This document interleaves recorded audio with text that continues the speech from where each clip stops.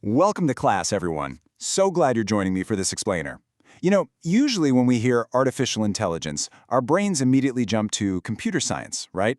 Coding, engineering, algorithms. But today, we're going to flip the script. We are looking at AI through a totally different lens, as a profound sociological phenomenon. Because make no mistake, this isn't just about microchips and server farms anymore. It is about us.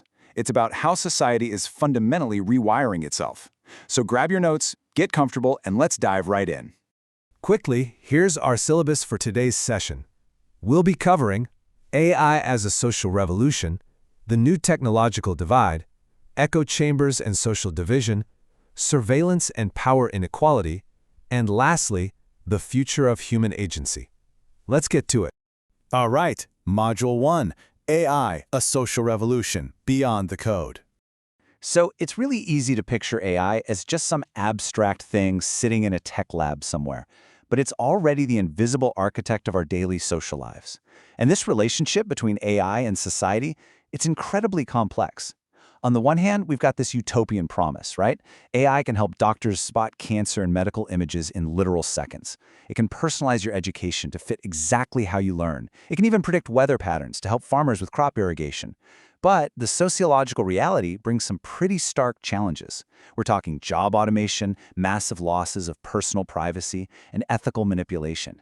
As sociologists, it's our job to weigh these incredible benefits against the very real cost to our society. Moving on to Module 2, the new technological divide, economics of AI. I want you to consider a massive societal shift for a second. Think about what actually happens when self-driving cars or AI-powered chatbots start replacing millions of human workers. Obviously, not everyone can just adapt overnight. And this brings us to a core sociological concept, the technological divide. Basically, this is a state where your access to technology, and crucial point here, your ability to actually use it, directly determines your economic and social opportunities in life. We are literally staring down a future split between folks who have the specialized skills to work alongside AI and those who don't. How is society going to support the people who get caught on the wrong side of this divide? Okay, let's transition into our third module, echo chambers and social division, algorithms and bias. I want you to think about your own personal data for a minute. Every single search, post, or click you make is being harvested. Why? To predict your behavior and influence your opinions.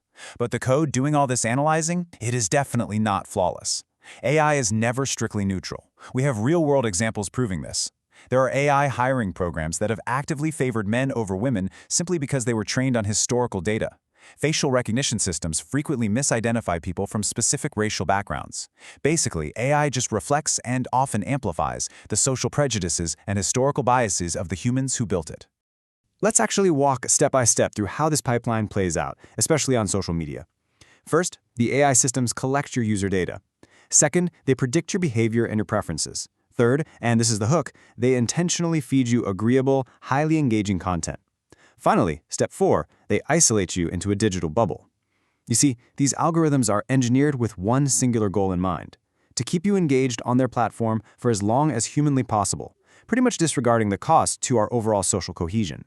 And that whole process leads to a phenomenon we in sociology call the echo chamber. It's essentially a digital bubble where people only ever see opinions and content that perfectly match their own pre-existing beliefs. This kind of psychological isolation is incredibly dangerous. It leads to extreme polarization, the rapid spread of misinformation, and deep social division. It's fundamentally altering how our communities form, how our democratic politics function, and honestly, how we even understand the concept of truth itself. All right, Module 4, we're zooming out to the macro level now. Surveillance and power inequality, structural power. So today, governments and massive corporations are using AI-powered cameras and incredibly sophisticated tracking software to monitor public spaces. Now, sure, this is often justified in the name of security, but it fundamentally alters the power dynamics of our society. A society under constant surveillance can quickly become fearful and way less open. There's a massive psychological toll happening here. When we know we're being watched, we self-censor. We literally change our behavior, and in doing so, we lose a degree of our freedom. Balancing public safety with the basic right to privacy, well, that's going to be a defining challenge for your generation. What we're seeing is a brand new paradigm of power inequality. It's basically the few versus the many. Think about it. Wealth and power are rapidly concentrating into the hands of just a few tech monopolies. They're the ones controlling the AI systems and they control the data. That gives them enormous, unprecedented influence over global politics and culture. Meanwhile, the many, everyday citizens, have their behavior predicted and influenced. They face ethical manipulation and a real loss of freedom. So these digital monopolies are essentially shaping global society from behind closed doors.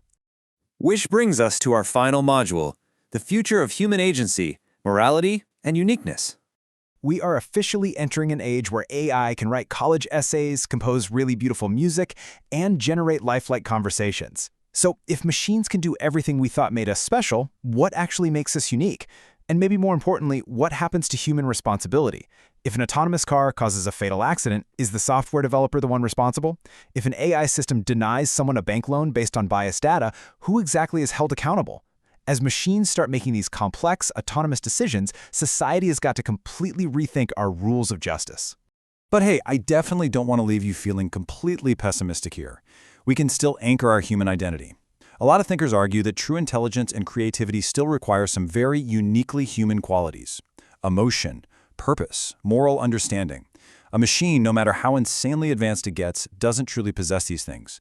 Our goal shouldn't be to just blindly compete with AI, but to figure out how it can unlock brand new forms of human creativity by having us work alongside it in a responsible way. I want to share this really powerful thesis statement from our source material for today.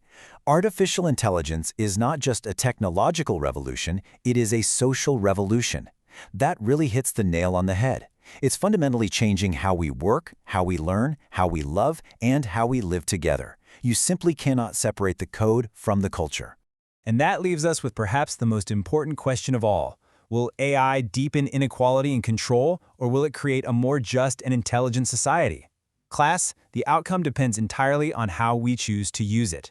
As citizens and as sociologists, it's on us to demand transparency, fairness, and ethics in AI development. Thank you so much for joining me for this explainer. Keep questioning the systems around you, and I will see you next time.